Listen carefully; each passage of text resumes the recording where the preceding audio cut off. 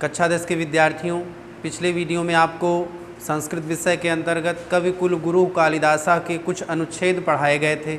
आज आपको उसके आगे से पढ़ाया जाएगा।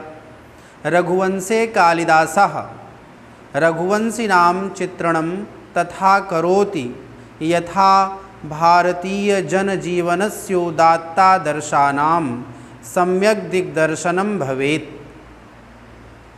रघुवंशे कालिदासः, रघुवंश में कालिदास ने रघुवंशिनाम चित्रणम, रघुवंशियों का चित्रण तथा करोति, इस प्रकार करते हैं यथा, जिससे भारतीय जनजीवनस्योदात्तादर्शानाम, भारतीय जनजीवन के उदात्त आदर्शों का सम्यक दिग्दर्शनम भवेत्, भली प्रकार दिग्दर्शन होता है।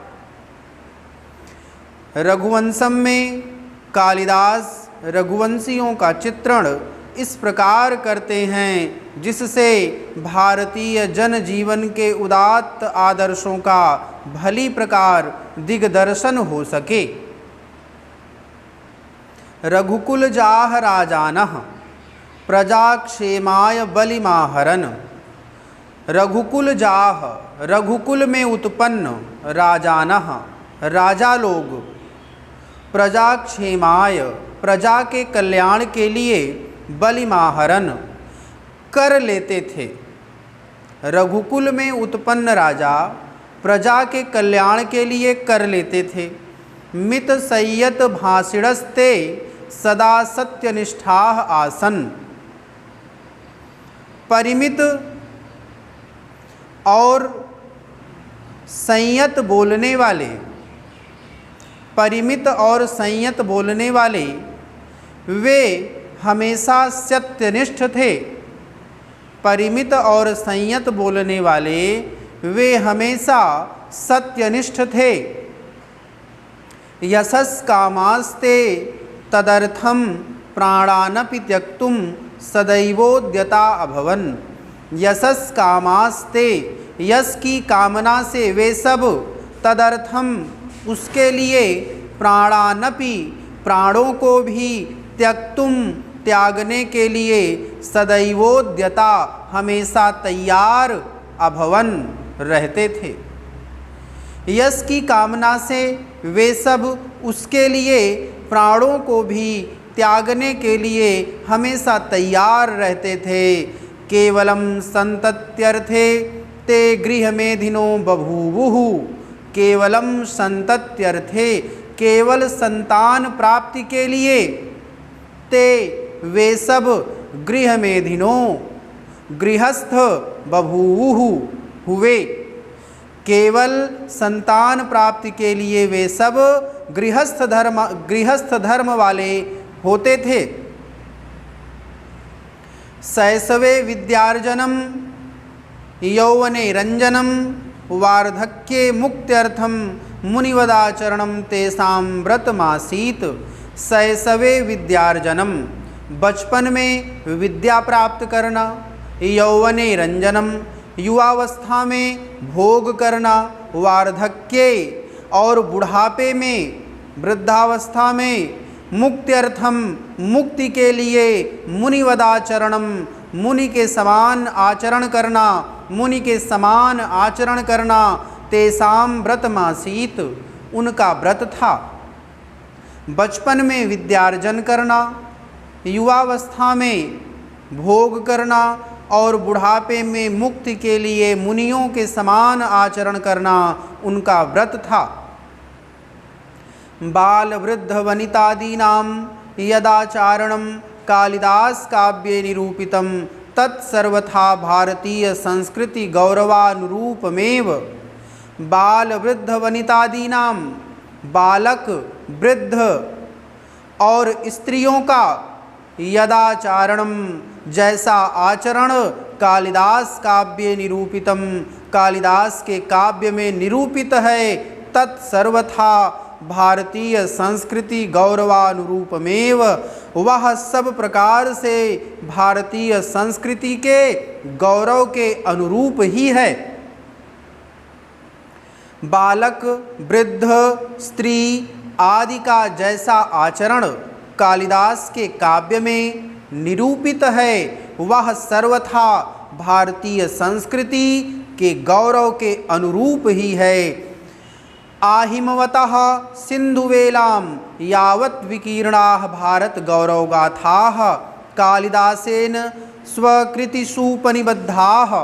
आहिमवतः सिन्धुवेलां यावत्, हिमालय पर्वत से लेकर सागर तक, विकीर्णाः फैली हुई, भारत गौरवगाथाः भारत की गौरव गाथा कालिदासेन कालिदास के द्वारा स्वकृतिषुपनिबद्धाः अपनी कृतियों में निबद्ध की गई है। हिमालय पर्वत से लेकर समुद्र तक फैली हुई भारत की गौरव गाथा कालिदास के द्वारा अपनी कृतियों में निबद्ध की गई है, लिखी गई है। रघुवंशे मेघे कुमार संभवे च भारत देशस्य विविध भूभागानां गिरिकाननादीनां यादृक् स्वाभाविकं मनोहारि च चित्रणं लभ्यते स्वचक्षुषानवलोक्य तदसंभवमस्ति। रघुवंशे मेघे कुमार संभवे च, रघुवंशम में, मेघदूतम में और कुमार संभवम में भारत देशस्य, भारत देश के विविध भूभागानाम गिरिकाननादीनाम, अनेक भूभागों का, पर्वतों और जंगलों का यादृक् स्वाभाविकम जैसा स्वाभाविक मनोहारि च और मनोहर चित्रणम लभ्यते चित्रण प्राप्त होता है स्वचक्षुषानवलोक्य, स्वचक्षुषा अनवलोक्य अपनी आँखों से देखे बिना तद संभवमस्ति, तद असंभवम अस्ति, वह असंभव है। रघुवंशम में, मेघदूतम में और कुमार संभवम में भारत देश के विविध भूभागों का, पर्वतों और जंगलों का जैसा सहज और मनोहर चित्रण प्राप्त होता है, अपनी आँखों से देखे बिना ऐसा वर्णन असंभव है। तथाविधम तस्य देश प्रेम तस्य काव्योत्कर्षम समुद्रहयति। इस प्रकार का तथाविधम, इस प्रकार का तस्य देश प्रेम, उनका देश प्रेम, तस्य काव्योत्कर्षम, उनके काव्योत्कर्ष को समुद्रहयति सुदृढ़ करता है, मजबूत करता है। इस प्रकार का उनका देश प्रेम उनके काव्योत्कर्ष को मजबूत करता है। संतु तत्रा नल्पा संस्कृत कवयः किंतु कस्यापि कालिदासेन साम्यम नास्ति। संतु तत्रा नल्पा हैं, तत्र अनल्पा, यहाँ पर बहुत अधिक संस्कृत कवयः, संस्कृत के कवि, किंतु कस्यापि, किंतु किसी का भी कालिदासेन, कालिदास से साम्यम नास्ति, समानता नहीं है। यहाँ पर बहुत से संस्कृत के कवि हैं, लेकिन किसी की भी कालिदास से समानता नहीं है। साधुक्तम केनचित कालिदासानुरागिणा, किसी कालिदास प्रेमी के द्वारा ठीक ही कहा गया है। पुरा कवीनां गणना प्रसंगे कनिष्ठिकाधिष्ठित कालिदासः। पुरा कवीनां गणना प्रसंगे कनिष्ठिकाधिष्ठित कालिदासः। अद्यापि तत्तुल्य कवेरभावादनामिका सार्थवती बभूव। अद्यापि तत्तुल्य कवेरभावादनामिका सार्थवती बभूव।